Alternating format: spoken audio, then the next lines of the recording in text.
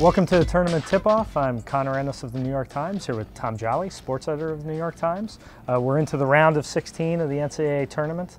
It was an exciting first week with not as many upsets maybe as people liked, but there were certainly some great individual performances. Let's start with Ty Lawson, who people weren't even sure he was going to play with his injured toe, but he came up big for North Carolina. Right. Last week we talked about rules of thumb.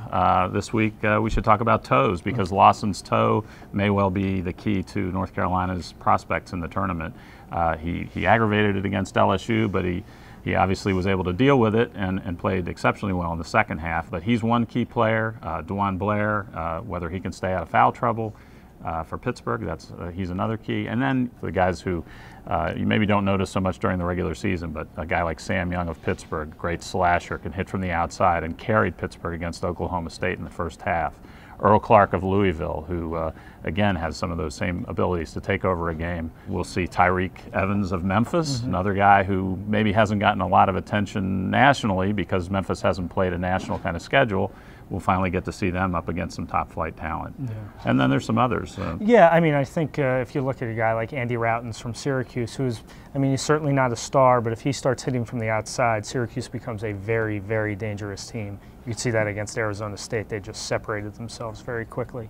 And Levance Fields from Pittsburgh. Again, that's Fields, Young, and Blair are really the big three, but if Blair is in foul trouble, you see that Pitt is more than just them. Right. And that's big in the tournament. All the number 1 seeds are in the round of 16, all the number 2 seeds, all the number 3 seeds, but there's a lot of parity within that.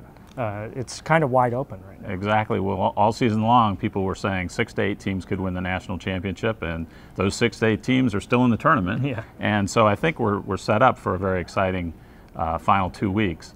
The Big East is certainly well set up. That's the other thing. All season long, people talked about the Big East being the power conference. We've got 5 of the 16 final teams are from the Big East. And for the commissioner, Mike Tranghese, it's a nice way to go out for him. Absolutely. Certainly.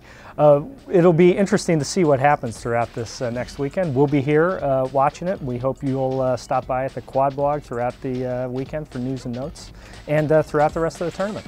Check Twitter too.